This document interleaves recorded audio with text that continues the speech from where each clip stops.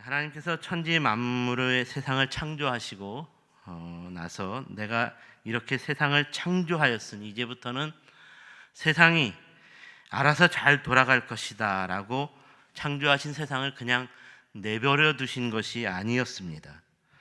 하나님은 세상을 창조하신 이후에 창조하신 세상을 책임지셨고 이를 위해서 통치하셨습니다.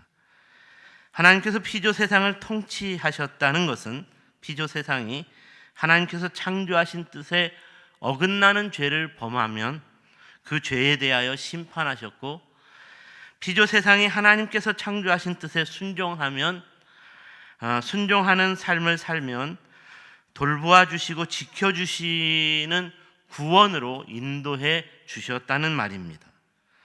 오늘은 바로 이런 차원에서 하나님의 인도하심이라는 주제로 말씀을 묵상해 보고자 합니다.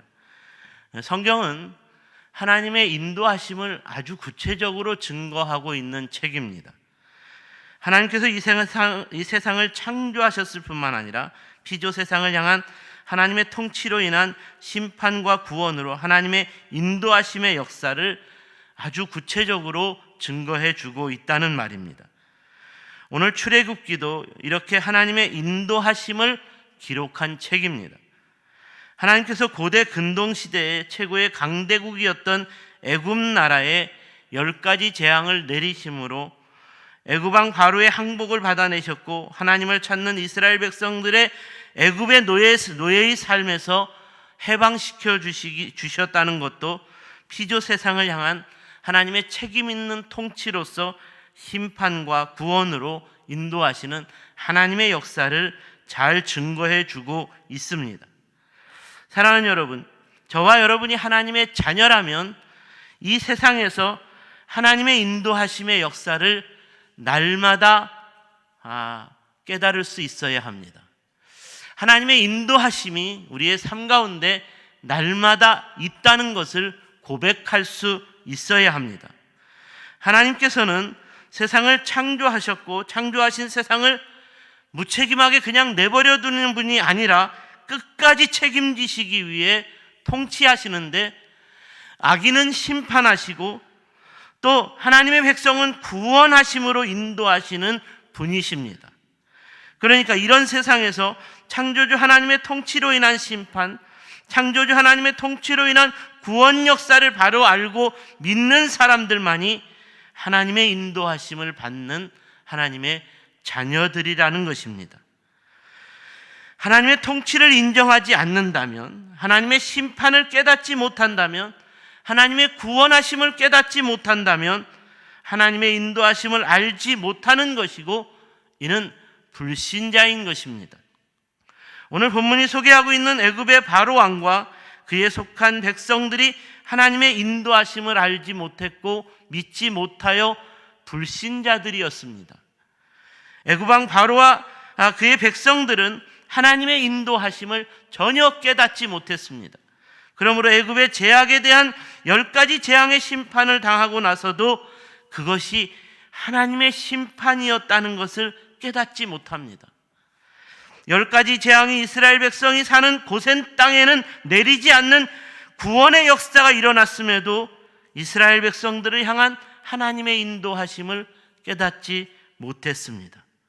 그래서 또다시 하나님의 인도하심을 받고 출애굽하며 나아가는 이스라엘 공동체를 사로잡으려고 했다는 것입니다. 하지만 출애굽기가 증거하는 한결같은 관점은 이스라엘 공동체는 하나님의 인도하심을 받았다는 것입니다. 하나님의 인도하심을 받는 이스라엘이었기 때문에 바로의 군대가 쫓아오고 홍해 바다가 앞길을 가로막는 상황에서도 전혀 문제될 것이 없었습니다. 하나님의 인도하심은 홍해 바다를 갈라지게 하셨고, 하나님의 인도하심은 홍해 바다를 마른 땅같이 갈라지게 하심으로 건너게 하셨고, 뒤쫓아오던 바로의 군대는 그 홍해 바다에 수장되는 심판을 당하고 말았습니다. 이러한 출애굽의 역사를 통해서 우리가 깨달아야 하는 것은 하나님의 인도하심을 알고 믿는 삶이 정말 중요하다는 것입니다.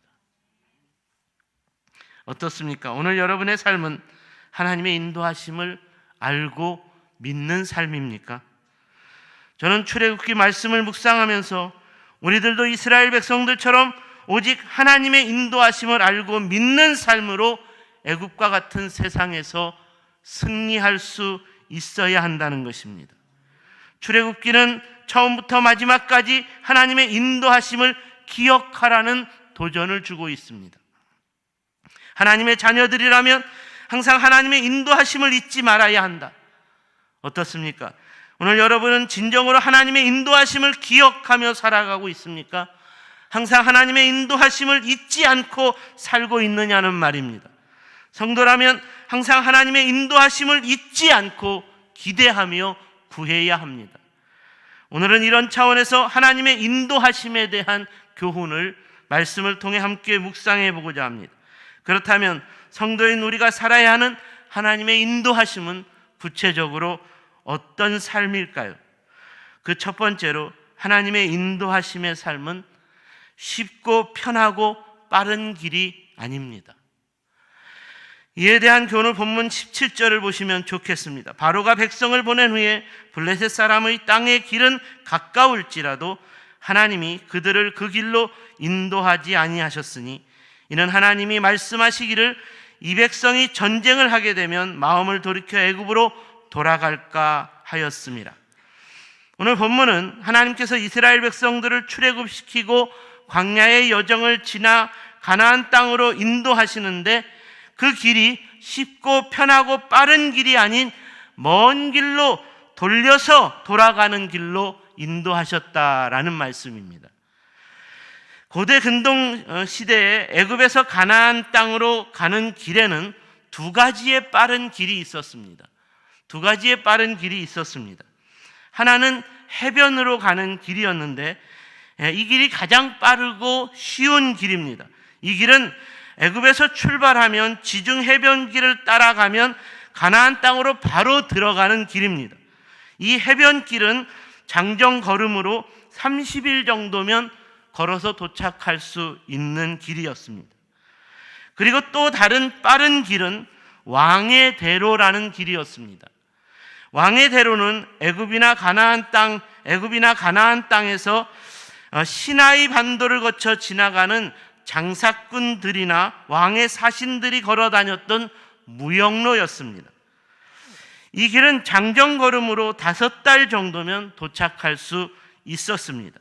그렇다면 왜 하나님께서는 이스라엘 백성들에게 이렇게 빠른 길을 다 제쳐두고 광야라는 먼 길로 돌려서 인도하시겠다고 말씀하셨을까요? 이런 질문을 우리가 생각해 볼 수 있어야 합니다. 우선 첫 번째 해변길은 블레셋 땅이었고 이 길로 걸어가다 보면 블레셋 백성들과 족속들과 만나야 했습니다. 블레셋 민족은 매우 호전적인 민족이었습니다. 하나님께서는 출애굽한 이스라엘 백성들이 해변길을 따라가면서 호전적인 블레셋 사람들을 만나 계속 전쟁을 벌이게 되면 한 번도 싸움이라는 것을 해본 적이 없었던 이스라엘 공동체가 그냥 돌이켜서 애굽으로 다시 도망치고 말 것이라 생각했습니다. 그리고 두 번째 왕의 대로는 돈과 재물을 최고의 가치로 여기는 만모니즘에 속한 우상숭배와 음란한 문화로 가득한 도시를 지나가야 하는 길이었다는 것입니다. 그러니까 이 길 역시 만모니즘의 우상숭배와 음란한 문화로 가득했던 애굽에서 나온 이스라엘 공동체가 가장 피해야 하는 길이었다는 말입니다.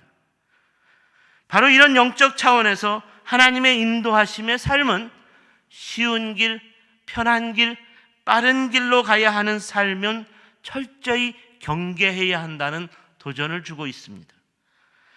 그런데 우리는 하나님께서 우리를 인도하시는 길이 쉬운 길, 편한 길, 빠른 길이어야 한다라고 말하고 이렇게 기도하기를 좋아한다는 것입니다.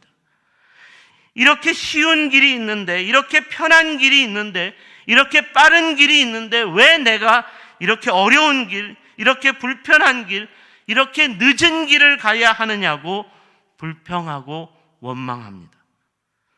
내 눈에는 분명히 쉽게 갈 수 있는 길이 보이는데, 더 편하게 빨리 갈 수 있는 길이 보이는데, 하나님은 왜 나를 쉽게 가지 못하게 하고 더 편하게 가지 못하게 하고 빨리 가지 못하게 막으시는가를 원망한다는 것입니다. 왜 그런 것일까요? 왜 하나님께서는 우리로 하여금 쉽게 가지 못하게 막으시고 편하게 살지 못하게 막으시고 왜 더 빨리 가지 못하게 막으시는 것일까요? 그렇게 가면 안 되기 때문입니다. 그렇게 가면 안 되기 때문이라는 것입니다. 오늘 말씀이 주는 교훈은, 하나님께서는 우리가 그런 길로 가면 결국은 실패하게 될 것을 너무나 잘 아셨기 때문이라는 것입니다. 여기서 우리가 분명하게 기억해야 하는 것은, 하나님의 인도하심의 길은 우리보다 우리를 더 잘 아시는 하나님께서 우리와 함께 동행해 주시는 길이라는 것입니다. 그러므로 더 쉽고 더 편하고 더 빠른 길에는 우리를 더 어렵게 하고 불편하게 하고 결국은 우리의 인생을 퇴보시키려는 사단이 파놓은 함정이 있기 때문에, 우리보다 우리를 더 잘 아시는 하나님께서 우리를 그런 길로 인도하지 않으셨다는 것을 깨달을 수 있어야 한다는 말입니다. 사랑하는 여러분, 오늘 여러분의 삶은 어떤 삶입니까? 진정으로 하나님의 인도하심을 믿는 삶입니까? 하나님의 인도하심 안에 있는 삶입니까? 하나님의 인도하심을 믿는 삶이라면 더 쉬운 것을 좋아하지 마십시오. 더 편한 것을 구하지 마십시오. 하나님의 인도하심을 믿는 삶이라면 더 빠른 것을 좋아하지 마십시오. 이런 삶은 하나님께서 동행하는 성도의 삶일 수 없기 때문입니다. 진정으로 하나님의 인도하심을 믿는 성도의 삶이라면 조금 불편하더라도, 조금 어렵더라도, 조금 늦게 가더라도 하나님과 동행하는 삶으로서 하나님의 인도하심을 끝까지 믿고 기대하며 살아가는 삶이어야 합니다. 저는 오늘날 성도들이 이렇게 하나님의 인도하심을 받는 삶에 있어서 너무나 조급해져 있다는 생각이 듭니다. 그래서 너무 쉽고 편하고 빠른 하나님의 인도하심만을 가지고 하나님을 평가한다는 생각이 듭니다. 우리가 우리 자녀들에게 이런 하나님의 인도하심을 가르치고 배우게 했기 때문에 우리 자녀들의 삶에서도 하나님의 인도하심이 쉬운 길이, 어려운 길이 되었다고 생각하면, 하나님의 인도하심에 편한 일들이 불편한 일이 되었다고 생각하면, 하나님의 인도하심에 빠른 길이 더딘 길이 되었다고 생각되면 자신의 삶은 더 이상 하나님의 인도하심의 삶이 아니라고 불평하며 원망하며 하나님을 떠납니다. 사랑하는 여러분, 하나님의 구원 역사는 태초부터 영원토록 계속되는 하나님의 인도하심을 믿는 역사입니다. 이렇게 태초부터 영원토록 계속되는 하나님의 인도하심을 믿는 삶이기 때문에 지금 당장 나에게 쉽고 편하고 빠른 길이 하나님의 인도하심을 받는 길이 아니라고 생각할 수 있는 성숙한 성도로서의 넉넉한 마음을 가지고 광야의 길에서 인내하며 하나님의 때를 기다리는 그 기다림으로 성숙하게 하나님의 인도하심을 믿고 신뢰하며 살아가는 삶, 바로 이런 삶이 저와 여러분의 삶이 되어야 하는 줄 믿습니다. 두 번째로, 하나님의 인도하심의 삶은 광야와 같은 길이라는 것입니다. 이에 대한 교훈은 본문 18절에서 그러므로 하나님이 홍해의 광야길로 돌려 백성을 인도하시매 이스라엘 자손이 애굽 땅에서 대열을 지어 나올 때, 이 말씀에서 하나님의 인도하심의 삶은 광야와 같은 길을 걷는 삶이라고 도전하고 있습니다. 하나님께서 이스라엘 백성들에게 출애굽을 원하셨던 것은 애굽의 우상과 그에 속한 문화와의 단절이었습니다. 애굽에 만연했던 어둠과 악에 속한 모든 죄악들과의 단절이었습니다. 하나님께서 새로운 가나안 땅으로 이스라엘 백성을 인도하시려는 것도 바로 이런 이유 때문이었습니다. 그러니까 성도라면 애국과 같은 세상과의 완벽한 단절과 함께 하나님의 인도하심을 받기 위해서는 광야의 길을 걸어갈 수 있어야 한다는 것입니다. 그러면 광야의 길은 우리에게 어떤 길입니까? 광야에서는 아무것도 의지할 것이, 기대할 것이 없습니다. 광야에서는 아무것도 찾을 수 있는 것이 없고 얻을 수 있는 것이 없습니다. 본문 18절을 보시면 하나님께서 이스라엘 백성들을 이런 광야의 길로 돌려서 인도하셨다라고 말합니다. 무슨 말입니까? 가나안으로 갈 수 있는 빠른 길을 알고 있는데도 하나님께서 일부러 이스라엘 백성들을 광야의 길로 돌리셨다는 말입니다. 하나님께서 이스라엘 백성들이 더 쉽고 더 편하고 빠르게 갈 수 있는 길을 일부러 막으셨고 아무것도 없는 광야의 길로 돌리셨다는 것입니다. 그러니까 이 말은 하나님께서는 이스라엘 공동체로 하여금 오직 하나님의 인도하심을 받는 삶을 위해 광야의 길로 돌리셨다는 것입니다. 이스라엘 공동체가 오직 하나님의 인도하심을 받는 삶을 살아가도록 하기 위해서 광야의 길로 인도하셨다는 말입니다. 광야의 길에서는 아무것도 의지할 것이 없고 기대할 것이 없기 때문에, 아무것도 찾고 얻을 수 있는 것이 없기 때문에 오직 그 광야의 길에서는 하나님만을 찾고 의지할 수밖에 없기 때문에 오직 하나님만을 생각하고 하나님만을 바라볼 수밖에 없기 때문에 하나님의 인도하심만을 구해야 살 수 있기 때문에 이스라엘 공동체를 광야의 길로 돌리셨다는 말입니다. 제가 2003년도에 이라크에 가서 이런 광야의 길을 차를 타고 직접 달려본 적이 있었습니다. 무려 27시간 동안 차를 달려도 광야에는 사람이나 동물의 흔적조차 찾을 수 없는 황량한 모래와 흙으로 계속되는 땅이었습니다. 한낮에는 45도에서 55도 이상으로 올라가는 뜨거운 태양볕이 온 광야를 불태웠습니다. 너무나 뜨거운 태양의 열기 때문에 뜨거운 태양볕이 온 광야를 불태웠고, 이렇게 뜨거운 태양 열기로 불태워지는 것 때문에 그 광야에 신기루라는 현상이 자주 일어나는 것을 보게 되었습니다. 또한 밤에는 해가 떨어지고 나면 기온이 급격히 떨어져서 온도로는 영하의 날씨가 아닌데도 가이드의 말에 의하면, 선교사님의 말에 의하면 이 광야에서 얼어 죽는 사람들이 생긴다는 것이었습니다. 이런 광야의 길에서 이스라엘 공동체가 40년 동안 살아갈 수 있었다는 것은, 이런 광야의 길에서 이스라엘 공동체가 40년의 세월을 보내며 살아갈 수 있었다는 것은 그야말로 하나님의 인도하심의 삶이 아니고서는 도무지 설명할 수 없는 삶이었습니다. 사랑하는 여러분, 이스라엘 백성들이 이런 광야의 길을 40년 동안 걸어다니며 살았다고 생각해 보십시오. 솔직히 저는 출애굽기에서 이스라엘 백성들이 모세를 향해 원망하고 불평했다는 것이 충분히 이해가 됩니다. 아마 저 같아도, 우리 같아도 모세를 원망하지 않았을까요? 성인들도 감당하기 어려운 광야의 길이었다는 말입니다. 그런데 이스라엘 공동체가 돌아간 광야의 그 길은 어린 자식들도 함께 있었고 연로한 부모님들도 함께하는 길이었습니다.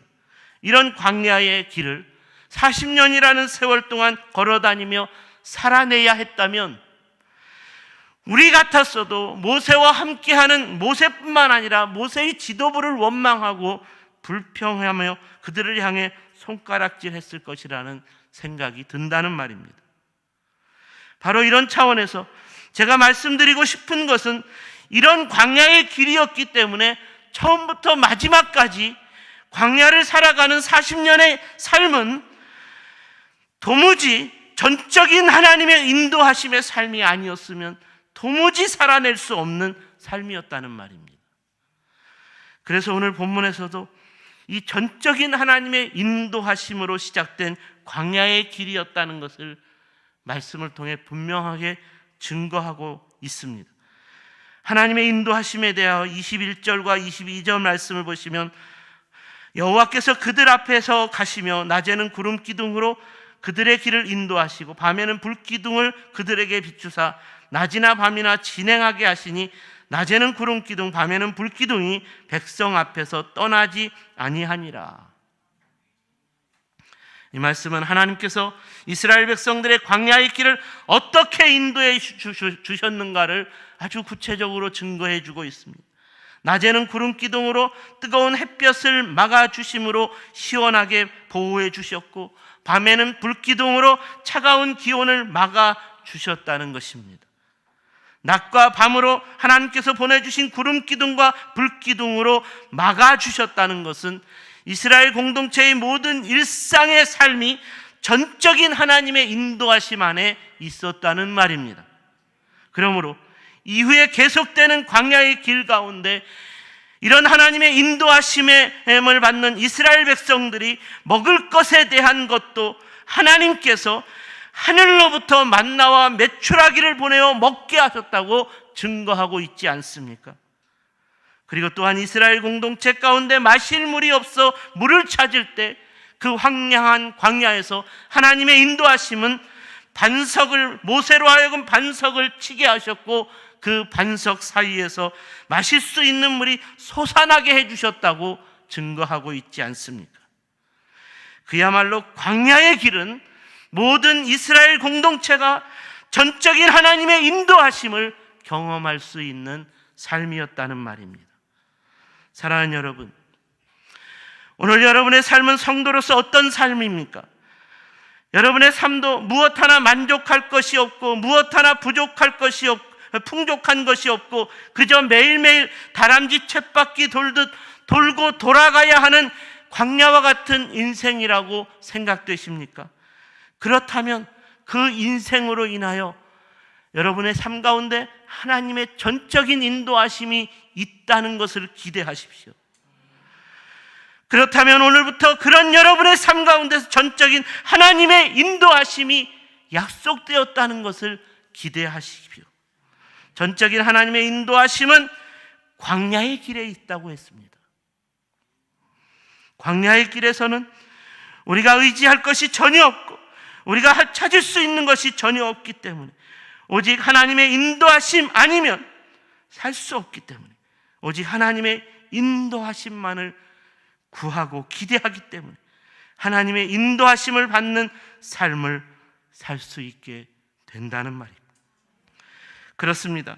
오직 하나님의 인도하심이 아니면 단 하루도 살 수 없는 광야와 같은 우리의 인생이기에 내 생각과 내 의지가 아닌 우리의 생각과 우리의 의지가 아닌 하나님의 도우심과 하나님의 인도하심을 찾고 구함으로써 이 광야와 같은 인생에 홍해바다를 건너게 하시고 이 광야와 같은 인생에서 마라의 기적도 경험하게 하시고 광야와 같은 인생에서 반석을 쪼개어 영원한 생수의 물을 내어주시는 하나님의 자녀다운 광야의 승리와 광야에서의 구원의 역사를 날마다 경험하게 되는 저와 여러분의 세종샘 가족들이 다 될 수 있기를 주님의 이름으로 축원합니다.